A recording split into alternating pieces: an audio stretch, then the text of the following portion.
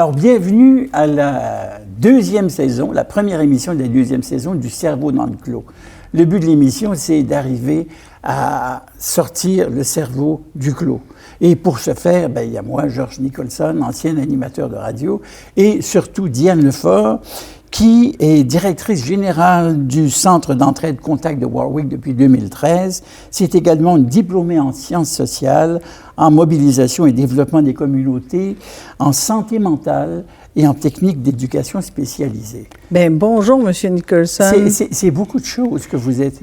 Et avec tout ça, j'ai l'impression qu'on est équipé pour veiller tard. Bien, pas tant que ça. J'ai l'impression qu'avec tous nos phénomènes sociaux, on a besoin beaucoup d'outils. C'est ce qui m'a poussé à étudier beaucoup pour avoir vraiment bien des outils, parce que c'est compliqué. Je trouve que la société se complique.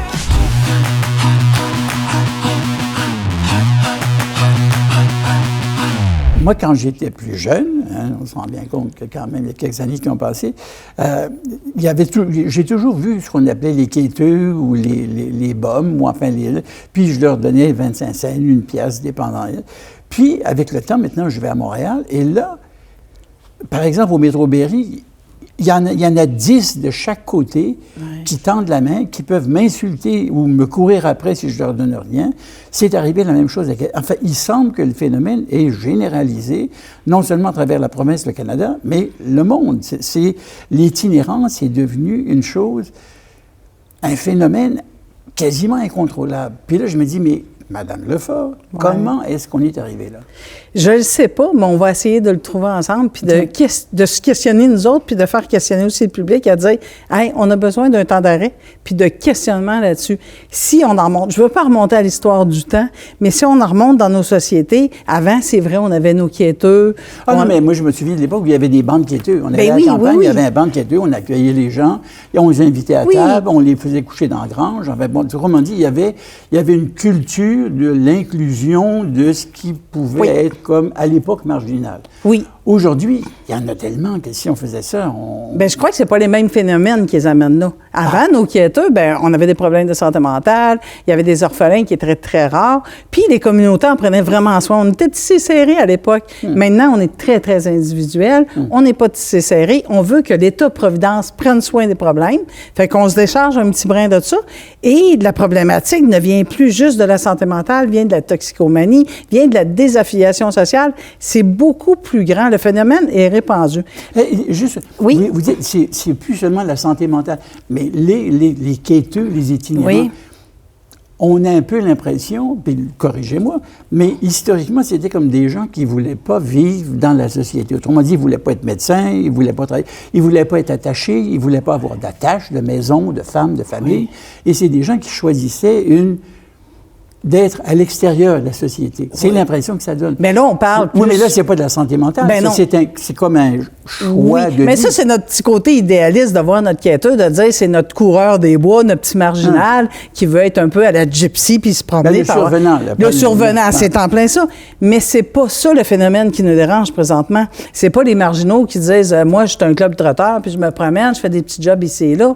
Nos itinérants, présentement, le phénomène qui nous inquiète, c'est la vulnérabilité de ces gens-là. C'est la désaffiliation totale, c'est leurs problèmes de santé physique, mentale. C'est vraiment ce qu'ils font collectivement qu'on fait « ish », c'est lourd, là. Oui, mais c'est plus le beau coureur des bois, là. Madame Lefort, c'est pas quelque chose qu'ils choisissent. Ils ne se lèvent pas un matin en disant « Tiens, je vais aller camper sur la rue Notre-Dame, je vais me bâtir une tente, puis je vais aller vivre là. » Qu'est-ce qui les amène à arriver à être dans une tente sur la rue Notre-Dame? Bien, souvent, là, si on prend on va retourner. La sémantique du mot « l'itinérance », c'est de ne pas avoir d'abri. Tu sais, on dit l'itinérance, si on prend vraiment le terme du mot, tu n'as pas d'abri, tu fais de l'errance. Tu n'as pas d'abri fixe. Tu n'as pas d'abri fixe et tu es vulnérable.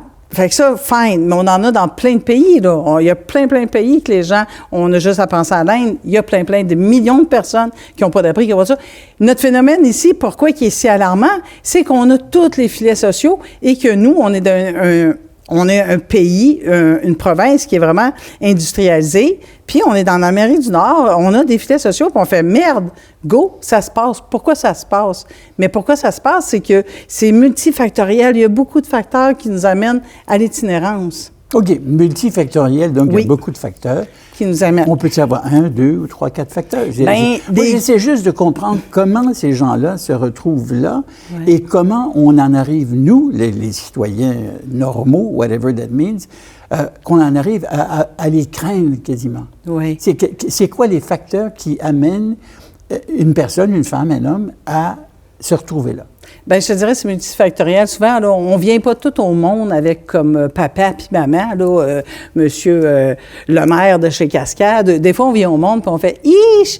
Mes parents sont désœuvrés. Mes parents sont fatigués, mais je viens au monde dans ce milieu-là, fait que je travaille avec. » On part en venant au monde avec des prises, des fois, que tu dis « Bon, ça va être plus dur, pallier. Si mes 2 parents sont médecins, fort possible, je vais faire des études longues en médecine. Peut-être que non, ça ne garantit pas tout, mais ça l'assure une stabilité. Mais si mes parents sont sur l'aide sociale, déprimés, que mon milieu est défavorisé, qu'il y a beaucoup de vols, de troubles de comportement, ça va être dur pour moi de sortir de là. Fait que déjà, je pars avec des prises, mais je dis toujours qu'il y a une responsabilité individuelle. C'est des choix qu'on fait. On a le choix de briser les patterns de nos parents, on a le choix de briser tout, mais il y a aussi une autre cause multifactorielle, c'est est-ce qu'on a des troubles en santé mentale? Et des études, je vais te sortir une stat, je vais vous sortir une stat, désolé, 63 d'itinérance dénombrée, c'est de la santé mentale. 67 c'est des problèmes de consommation. Mais le 60 ils déclarent consommer. Est-ce qu'il y en a qui consomment mais ne les déclarent pas? On ne le sait pas. Et le 60 c'est les doubles diagnostics. Ça veut dire et des problèmes de santé mentale et de la consommation de la toxicomanie. Donc, on sait d'emblée qu'il y a quelque chose là, qui lève. Là, il y a un flag rouge qui dit notre société a des troubles en santé mentale, a des troubles de consommation. Dans le fond, ils s'automédicamentent. Tu sais, quand tu fais beaucoup d'anxiété, que ça va pas bien, bien, de la consommation, que ce soit d'alcool, de drogue, de cannabis, ça régule tes émotions, ça régule tes stress ou ça te fait fuir par à l'avant. Ta vie, c'est de la merde, comme disait Lisa Leblanc. Ben, prendre une petite bière, un petit joint, ça fait du bien au moral. Ça l'aide pas pour les préjugés, puis ça l'aide pas pour la santé, mais on a tous notre échappatoire. Malheureusement, on glisse dans la consommation. Puis présentement, c'est des facteurs que les études ont pu soulever, de dire on peut savoir que la majorité ont des troubles en santé mentale, en toxicomanie ou les deux. OK. Définition santé mentale. Autrement dit, il y a des gens qui sont psychotiques. Autrement dit, il n'y a plus de contact avec la réalité. Il y a des gens qui ont des blessures qui font qu'ils sont incapables de s'attacher ou de maintenir quelque chose. C'est large. Oui, c'est large, mais santé mentale, je veux dire, est-ce qu'il devrait être institutionnalisé à ce moment-là? Non, pas nécessairement. La santé mentale, maintenant, on vit dans une société où on a rendu les gens... on leur envoie la carte de victime assez facilement par les médias. On leur envoie la crainte de peur d'être désorganisé facilement. Fait que beaucoup de monde en santé mentale peut s'identifier comme vulnérable. On part, ça peut être de la dépression, de l'anxiété chronique, mais la santé mentale, c'est pas nécessairement des psychoses. Il y en a en psychose, puis souvent, c'est des psychoses toxiques. L'abus de consommation, ben t'amène dans une psychose toxique, tu deviens désorganisé, tu parles fort, tu cries. Mais il y a beaucoup de tranches en santé mentale, puis c'est des gens intelligents. Moi, je travaille avec des gens qui ont des problématiques de santé mentale, sont super tripants, sont géniaux, sont humains à parler, mais quand la manie, la crise, la désorganisation arrive, même moi, je les gère pas parce que je me dis, c'est pas un moment de faire d'intervention. Ils sont pas là. Leur jugement n'est pas éclairé. Leur jugement n'est pas là. Ils ont glissé par la souffrance, par leur vie, mais ils ont glissé. Ça, c'est le côté santé mentale. C'est pas nécessairement de la psychiatrie lourde. Ça peut être des post-traumas. Tu sais, on a été à une époque à Montréal, dans le temps d'Oberry Mission. Moi, j'ai grandi dans ce coin-là. Puis, la plupart de l'itinérance, on avait beaucoup les soldats de Corée. Tous les militaires, là, on en avait beaucoup. Et dernièrement, j'étais à Warwick, on a eu encore des soldats de l'Afghanistan. Puis là, je me dis, c'est récurrent. On brise les gens dans notre fonctionnement mondial et de société. Puis c'est sûr qu'ils ont des vulnérabilités, point de vue médical et santé mentale. Mais je pense aujourd'hui aux gens qui se retrouvent à la rue ou qui se retrouvent sans domicile fixe parce que la vie est trop chère, parce qu'ils ont perdu leur job, parce qu'ils ont perdu... Là, c'est plus de la santé mentale, c'est plus de la consommation. Bien, c'est là que j'ai de la misère avec ça, parce que on a tendance à me vendre, parce que moi, j'étais intervenante sociale, c'est un petit bout, puis la nouvelle génération... je veux pas faire de l'âgisme, mais stigmatise un peu en disant « Non, tu peux pas dire que c'est juste la santé mentale. » Mais je me dis, si tu n'as pas de santé mentale, si tu n'as aucun trouble en santé mentale, aucun trouble de consommation, le problème qui fait que tu te retrouves dans la rue, je crois que c'est la désaffiliation sociale. Parce qu'un être humain, là, c'est fait pour vivre en gang. On a un réseau. Demain matin, là, toute ta vie dégringole. Là.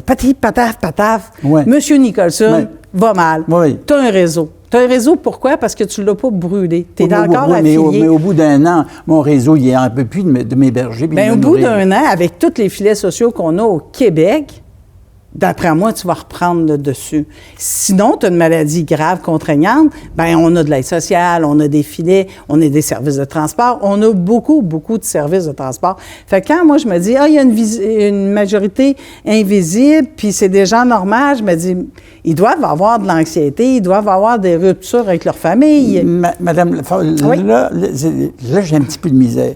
Parce que la façon dont vous parlez, c'est comme si toxicomanie, santé mentale, désaffiliation. Et je me dis, coudonc, la personne qui travaille n'importe où, a une job régulière et tout, pour des raisons X, Y, Z, congédiée, mise à la rue, etc. Bon, il peut avoir l'assurance chômage qui va finir, il y a le bien-être social, mais tout à coup, c'est comme si, autrement dit, c'est comme si toute la responsabilité, vous la déposez sur l'individu, et comme s'il était hors d'une société, alors que la société a aussi un rôle à jouer. Si on pense simplement aux loyers qui sont absolument astronomiques et complètement délirants par rapport à ce que les gens gagnent, si on pense au panier d'épicerie qui a aujourd'hui une famille de 5 enfants, je ne sais pas comment ils font, parce que ça n'a pas de bon sens. Mais c'est là, mais là, c'est que la société... OK. Est-ce qu'on peut s'entendre que le rôle est partagé dans la responsabilité? Moi, je me dis, c'est des personnes souffrantes, je travaille avec eux, je les accompagne, je mets pas le blâme. Ça, là, c'est ça. Ce que je déteste de notre société présentement, c'est qu'on met le blâme. Moindrement qu'une personne, qu'un intervenant on nomme un fait, c'est un blâme qu'on nomme. Je nomme une situation... comprends pas. Un blâme contre la société, contre l'individu. Bien, c'est parce que tu dis... parce que vous dites, excusez, vous me dites que si je dis que c'est leur responsabilité... Je ne les responsabilise pas en les blâmant. Je les responsabilise comme la société est responsable. C'est une responsabilité individuelle et collective. Tu sais, ils font partie de la sauce, là. On ne fait pas une sauce à spaghetti sans mettre des ingrédients dedans. Ils font partie de la recette. Nous aussi, en tant que société, parce qu'on est capitaliste, on veut juste l'argent, on scrape tous les loyers qui sont à faible coût. On a une responsabilité, mais eux aussi. Et c'est là que le bas blesse, parce que toute la culture d'entreprise, de l'intervention, puis de la prise en charge de l'itinérance ne veut plus juger, ne veut plus condamner, ne veut plus oppresser. Mais souvent, on n'oppresse pas. On met juste des limites, on ne juge pas, on fait juste nommer les choses. Des fois, il faut nommer les choses. Je ne dis pas, il faut les aider, il faut les soutenir, sûr. Mais moi, en intervention, j'ai toujours dit, ils font du 51 %, moi, je suis 49 derrière eux autres. De la minute qu'ils arrêtent de bouger, moi, je break mon tout. Parce qu'on ne peut pas les tirer. On ne peut pas les tirer. Ça prend une volonté aussi intrinsèque de dire, je veux changer. Et si, avec tous les services sociaux, on arrêterait de dire, on pallie juste sur le drame, puis on dit, on va en amont, puis on fait de la prévention.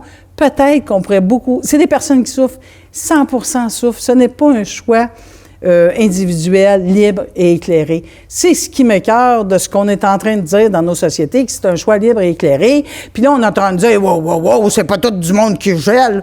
Il y a du monde intelligent. Voyons donc. S'il y a du monde beaucoup intelligent, bien, ils sont rendus très, très bas. Et là, il y a plein de services sociaux, on leur tend la main. C'est de dire, gars, on va tous les deux avoir une dynamique, on va danser ensemble, go, je suis là pour te soutenir. Puis il y a beaucoup de services sociaux. Bien, là, c'est vraiment le monde à l'envers, parce que c'est quasiment moi qui va défendre l'individu. Ben oui! Ben oui, puis c'est quasiment rendu que c'est vous qui défendez la société. Oui, là, j'avoue que le monde est un peu viré sur le top. Je suis un peu viré sur le top versus le courant idéologique. Là. Une confidence personnelle. Oui. depuis ma vingtaine, donc on parle d'un demi-siècle, soyons sérieux, ma crainte, une de mes peurs fondamentales dans ma façon de vivre, dans ma façon d'être dans ma société, c'était, puis je le dis tel que je le disais à mes amis à l'époque, puis maintenant j'y pense, puis c'est exactement ce que je disais, j'avais peur de me retrouver dans une pièce, demi-sous-sol, c'est à rue Panet, où je voyais à travers le soupirail, je voyais passer des pieds puis des bottes l'hiver, puis quand il y avait trop de neige, je voyais plus rien. Puis, j'espérais qu'il n'y ait pas trop de coquerelles. J'aurais bloqué les affaires avec du mastic pour être mais ça aurait déjà été une belle place à rester. Oui, non, mais je veux dire, c'était comme... Ça, c'était comme... Là, il fallait que je fasse n'importe quoi pour aller là. Ouais. OK. Bon, relativement en santé mentale, je pense qu'au niveau de la toxicomanie, non. Et au niveau d'une désaffiliation sociale, je pense pas. Et pourtant, c'était ma crainte. Oui. Donc, l'idée que l'individu est à 51% responsable de se retrouver dans une situation, je pense aux familles qui n'arrivent pas à mettre la table. Oui. Les banques alimentaires, vous êtes le mieux situés pour le savoir, sont devenues complètement dépassées. Oui. Les logis, j'ai un de mes amis qui vient de louer un 4,5, 1800 pièces. Mais quel salaire qu'il faut faire pour être capable d'avoir ça? Mais ça, on va en revenir quand on a des épisodes sur la pauvreté de loyer, c'est sûr qu'on n'a rien là-dessus parce que c'est une cause. Mais c'est une des causes de l'itinérance. Autrement dit, mais ce n'est pas la seule, parce que c'est pas la seule et c'est pas, OK, Monsieur Nicholson, je vais vous voyez, vous rentrez dans votre appartement, c'est inondé d'eau, est-ce que vous allez jeter plein de serviettes à terre, vous allez fermer le robinet? C'est quoi votre premier geste? Je vais chercher comment est-ce que l'eau arrive, d'une part. C'est ça. Bon, puis une fois que je l'aurai trouvé, je vais effectivement faire ça, puis après ça, je vais mettre des serviettes. Bien, nous, présentement, au Québec, Vous êtes en train de me dire qu'on met des serviettes et qu'on ferme pas le robinet? Oui, on met des serviettes à terre. OK, j'ai besoin d'un exemple concret. Sur la table de concertation de l'itinérance, on prône beaucoup la réduction des méfaits, qui veut dire travailler pour que leur situation d'itinérance ne soit pas dramatique pour leur santé. Donc, on donne des tentes, des seringues, des bouteilles d'eau, des pépins crack. On est à la fin du continuum. Au lieu de dire « Hey, c'est en situation de crise, puis-je aller fermer le robinet? » OK. Puis-je aller fermer le robinet? OK. Là, on est en train de se rejoindre. Oui. C'est quoi ce robinet que je dois aller fermer? Il est multifactoriel. Ben oui. Mais on les sait. Mais c'est quoi? On les sait. Concrètement, c'est parce que on a une culture maintenant qui sort des universités, qui sort des cégeps, de l'intervention que je l'ai pris en note parce que c'est trop bien. On a peur de nommer parce qu'on se dit nommer égale juger, mais pourtant nommer, c'est clarifier une situation. On n'a plus le droit de le faire. On ne peut plus clarifier une situation. Tout le monde dit qu'on est dans le jugement. Exemple, je nomme, oui, mais est-ce que tu pourrais, avec moi, peut-être faire le budget, voir, je suis pas en train de clarifier une situation avec une piste de situation, je suis en train de juger qu'il fait pas son budget. Fait que là, je fais, OK, on peut plus. C'est pas politiquement correct. On repart un autre. Demander un effort. Maintenant, c'est oppressé. Si on demande un effort à l'individu, on oppresse. Pourtant, c'est de la mobilisation. Mais on ne peut plus utiliser ça. C'est oui, mais ça serait bien si on pourrait, hey, chill, cool, vis avec, le vivre ensemble. Il faut pas, je n'oppresse pas, je tente de mobiliser. Il y a vraiment un pan universitaire. Toute la société est en train de dire, ne touchons pas aux victimes. Ben oui, mais en les touchant pas, on les aide pas. On les aide pas. Moi, c'est là que je suis un peu essoufflée, c'est qu'on les aide pas, si on les touche pas, si on nomme pas. Puis la dernière, mettre des limites. Quand on dit mettre des limites, non, tu peux pas être ici, dedans. Mettre des limites, c'est exclure. Je n'exclus pas, je protège lui et je protège le citoyen. Mais maintenant, les mots ont tellement une importance qu'on est vraiment facilement cancellé. Dire, hey, voyons non, toi, tu es en train de les exclure. Non, je suis en train de protéger et ma clientèle et mes citoyens et lui aussi, parce qu'il va rentrer en conflit. Et le dernier mot, c'est la responsabiliser. Quand on parle de responsabilité, vous me l'avez arrêté tantôt. Quand j'ai parlé de responsabilité, vous avez dit oui, mais vous mettez la responsabilité chez les gens. On met ça comme un blâme, mais c'est pas un blâme, c'est de l'autonomie, c'est de l'empowerment. Quand je responsabilise une personne, je demande de prendre en charge sa destinée, puis je dis, hey, je vais être à côté de toi, là. On va le faire à deux. Oui, c'est de la responsabilisation. Prendre en charge sa destinée. Le gars, il est rendu là, ou la fille est rendue là, parce qu'il n'est pas capable de prendre en charge sa destinée. C'est pour ça qu'on va le faire ensemble. S'il n'est pas capable, OK. Ça me rappelle le fait récent. Oui. Là, il y avait des logements sociaux, ou enfin une cabine avec un lavabo, puis là, les itinérants pouvaient aller s'inscrire puis avoir droit à ça. Oui. Le gars se présente, ça fait 5 ans qu'il est dans la rue, il dit ça à la madame. Puis la madame lui dit, OK, est-ce que je peux avoir le dernier rapport d'impôt? Allô? Oui. Le gars, il est dans la rue depuis 5 ans. On pense-tu qu'il y a des revenus, d'une part? On pense-tu qu'il a fait un rapport d'impôt, d'autre part? Puis on a dit, vous n'avez pas le droit à ce moment-là au programme. C'est justement là qu'il y a plein d'organismes communautaires qui est là pour les aider. Mais là, ça ne les aide pas, là, ça cale le gars. Non, la responsabilisation, c'est de dire, mettons qu'on prend Louise, itinérante, qui n'a pas son rapport d'impôt, ne peut pas avoir l'aide sociale, pas d'adresse. La responsabilité, c'est de dire, hey, Louise, je vais être avec toi. On appelle-tu? On va faire sortir tes T4, on va faire tes trucs. Hey, Louise, je vais y aller avec toi en ville, on va aller chercher ta carte d'assurance. Je la responsabilise à m'accompagner. J'ai pas à faire tout ça pour elle, je ne peux pas de toute façon. Mais elle le fera pas parce qu'elle le fait pas de toute façon. Alors, à moins de le faire avec elle, il n'y a pas moyen de le faire. Par quantité de monde qui sont dans cette situation-là, il n'y a pas moyen. Bien, il y a moyen parce que nous, pour un petit organisme qui est le Centre d'entraide contact de Warwick, on réussit à faire des petits miracles, puis on est juste 2 intervenantes. Je crois que c'est de tout de suite, à prime abord, dans les rencontres d'intervention, c'est de ne pas attendre puis de dire, la création du lien, le respect, ne pas oppresser, ne pas si. On perd un temps précieux à dire, regarde, tu as une situation qui ne va pas bien. Peut-on travailler sur la carte d'assurance maladie? Peut-on travailler sur ton rapport d'impôt? Je suis assis avec toi, on va aller chercher un café, on va téléphoner. Je pense qu'il faut se mettre en œuvre parce que, oui, je peux respecter qui va pas bien, mais aussi, il faut qu'ils prennent conscience, toute la société est là, on va respecter, ça va pas bien, mais respecte aussi la collectivité. On ne peut pas le faire sans que tu sois là.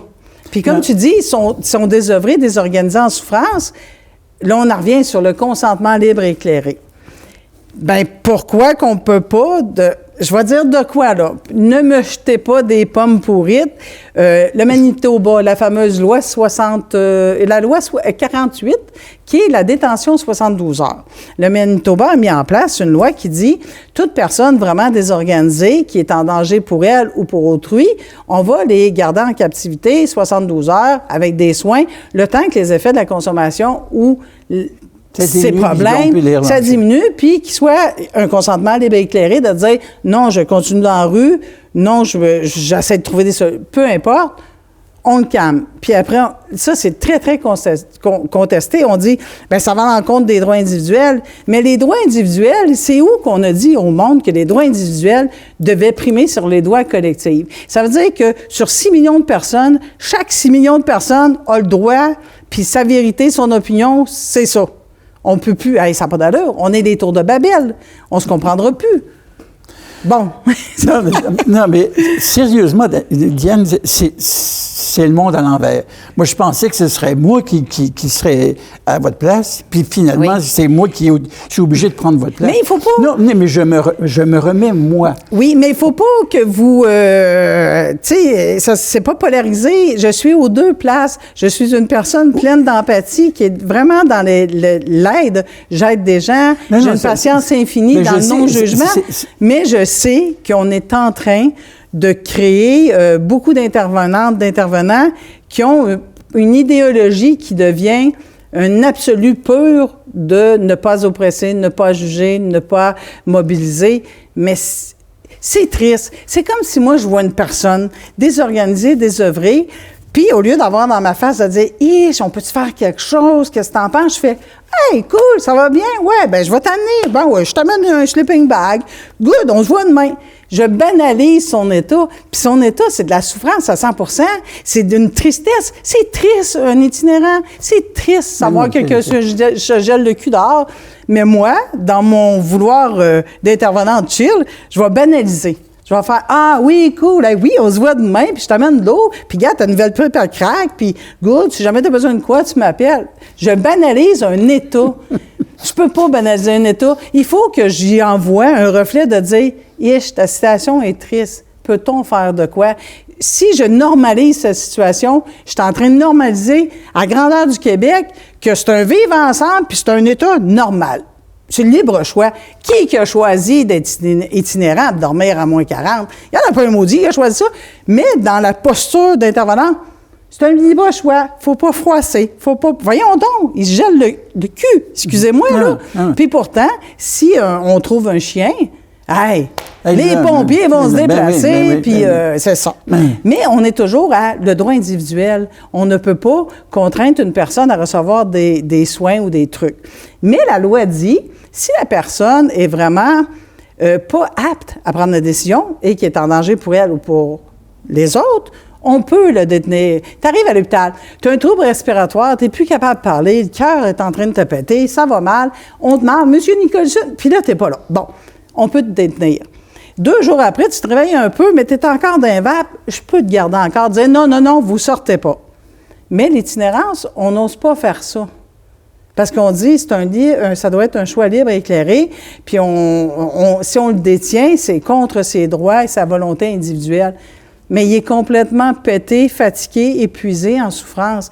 Tu sais, tempête à Montréal, vous vous en rappelez ce que je me promène du vous? On s'en fout. À Montréal, la dame qui a accouché d'un enfant dans une cabine d'un arrêt d'autobus, la police n'a pas porté secours. Prends n'importe quelle autre madame, elle serait à l'hôpital. Elle aurait accouché à l'hôpital. Elles, non. Pourquoi? Parce qu'on a considéré que comme c'était une itinérante, puis que c'est un sujet délicat, puis on ne veut pas être dans le jugement, dans le blâme, dans l'oppression, on s'est dit, ne voulons pas juger, c'est un choix libre et éclairé d'accoucher d'une... Ils l'ont laissé là. Oui, mais là, vous poussez ça à l'absurde. Là. Mais ce l'est l'absurde. Des fois, on est absurde dans notre façon d'être vouloir politiquement correct, puis de se rétracter. Moi, c'est pas évident. Non, mais on va se quitter bientôt là, pour notre première émission, mais là où j'ai de la misère, c'est que je comprends parfaitement la responsabilisation, je comprends les nouvelles normes qui font que je suis le premier à hurler. Les gens sont en train de se faire casser la gueule par des policiers. Ils filment au lieu d'intervenir ou d'être là. Je veux dire, on est rendu qu'on regarde le massacre pour pouvoir en témoigner, puis on laisse aller. Ça revient un peu à ça. Mais la personne, je me retrouve à la rue parce que je viens de me faire sacrer dehors de ma job, ma blonde, mon chum m'a calissé là, et ils m'ont sacré là. Et puis là, je suis démuni et je dérive. Et on me demande au moment où je dérive, au moment où j'ai plus mes moyens, d'avoir des moyens. C'est ce coup. On te demande de participer avec les intervenants et intervenantes. Pour participer, il faudra encore que je sois là. Et là, justement, c'est le moment où je suis pas là. Et c'est ça qui fait que je m'en vais à volo. Puis là, il faudrait que je sois tout à coup responsabilisé au moment de ma plus grande vulnérabilité. Là, je catch pas. Bien, d'un autre côté, on ne peut pas parler des deux côtés de la bouche. On ne peut pas dire qu'il y a des gens qui ne sont des responsabilités pour un état de santé mentale. On ne peut pas les contenir, on ne peut pas les forcer à aller en thérapie, les forcer à aller à l'hôpital, les forcer à avoir des services parce qu'ils sont libres et éclairés. Puis d'un autre côté, on dit, ben, tu sais, on ne peut pas parler des deux côtés. Fait que si vraiment tu es vulnérable et tu n'as plus la capacité de te prendre en charge, laisse l'État et les gens te prendre en charge. Il y en a des services. Ils sont pas parfaits, sont souvent plafonnés. On a beaucoup de difficultés, mais sont là. Je crois que on est plus porté à aller sauver un alpiniste parce que c'est une victime tripante qu'à aller sauver un itinérant. C'est plus glamour un alpiniste que la madame dans le lui, il est un peu responsable puis nous renvoie une image d'un être humain qu'on veut pas. Ça nous menace. Oui. Puis on est vraiment tu sais, le Québec, on est une province très nord-américaine sur le capitalisme, le pouvoir d'achat, le travail. On travaille fort. Tu sais, on dit toujours, si tu veux, tu peux. Moi, je verrais ça, là. Si tu peux, tu veux. Donnons le pouvoir aux gens, ils vont vouloir. Puis pour donner le pouvoir aux gens, ben c'est démobiliser, de nommer ce qui va pas. Mais tant qu'on nomme pas, c'est ça. Il faut nommer. Madame Lefort, on se retrouve la semaine prochaine. Vous avez mis la table. La semaine prochaine, on va commencer à manger. Oui. Merci beaucoup. On va être là. Ciao.